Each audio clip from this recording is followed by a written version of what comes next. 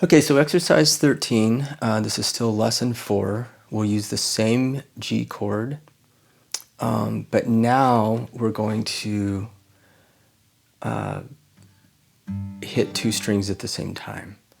So the right hand will be like this.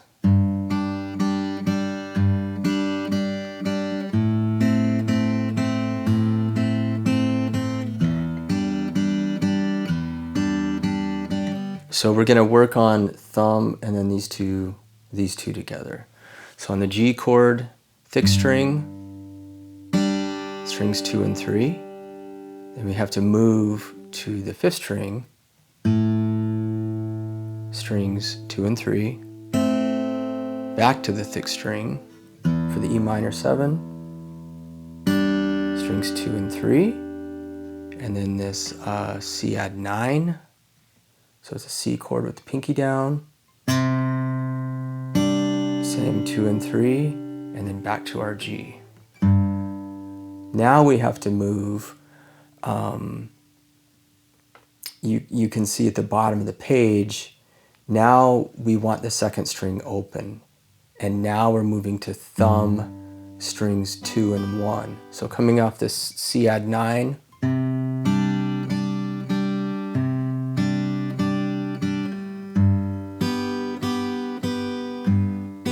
A minor, same thing, 5th string, and then strings 1 and 2 were before we were on 2 and 3. So your right hand is going to have to move. On the E minor, same top 2 strings, C. Now, instead of playing a regular C chord, if you're playing C add 9 like this, you have to put your pinky, I want you to work on strengthening that pinky, because this is a really nice, where you can, embellish chords by having finger independence. This will really come into play in dressing up a chord progression. So at the top of page 2, we were doing this E minor, like this. When we go to a C, you can leave your pinky down, hitting, strings 1 and 2 again. Now we come back to the C minor 7, but we have to move to the 2nd string, and we're back to strings 2 and 3 with the right hand. C, back to strings 1 and 2.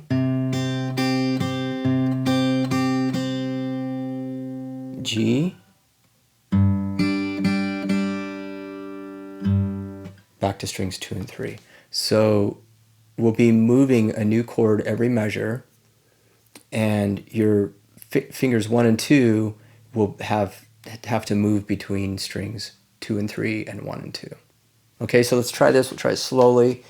And we are playing these 2 different types of G. So G like this, and then G like that, right? And then the C add 9, and then the C with the pinky on top. The E minor 7 like this, and then the E minor like that. All right, let's give this a try.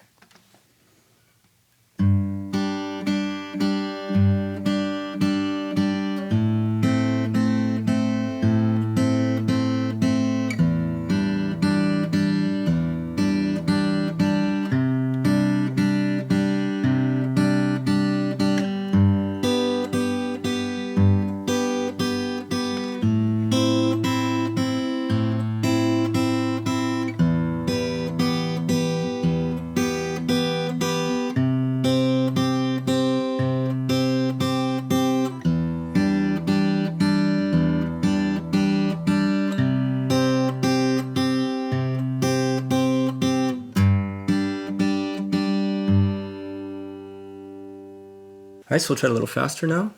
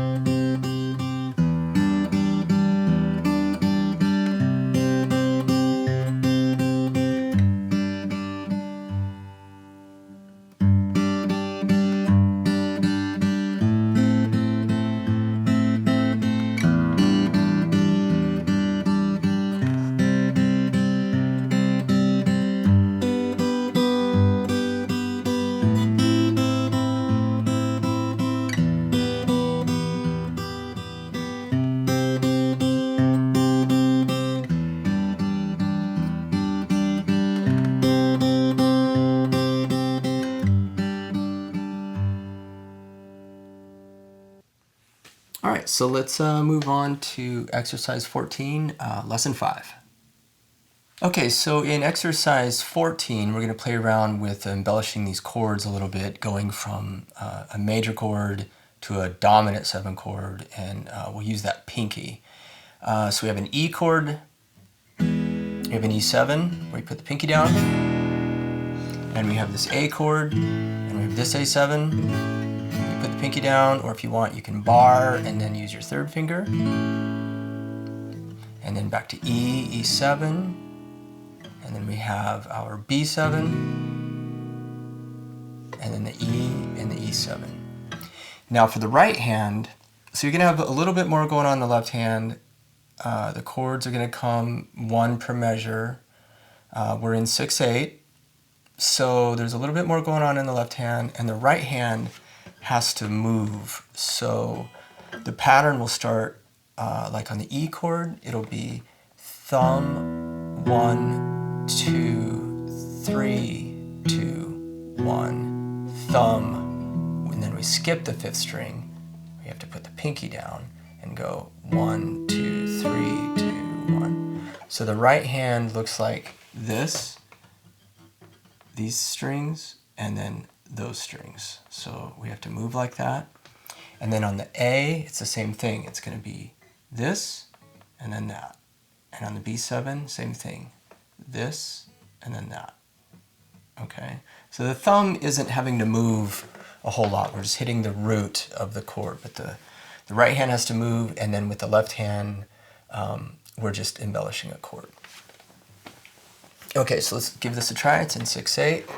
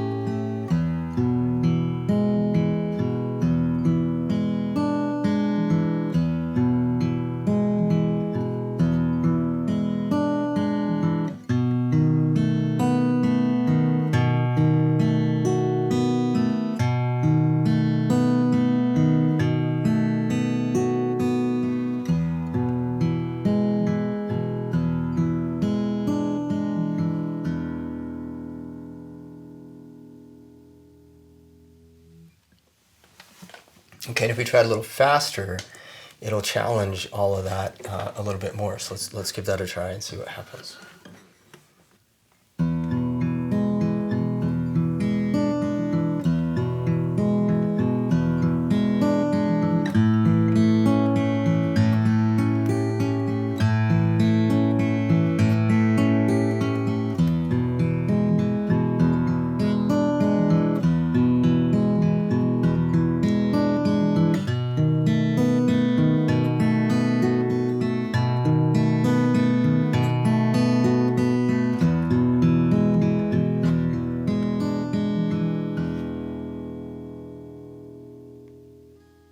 Okay, let's move on to exercise 15.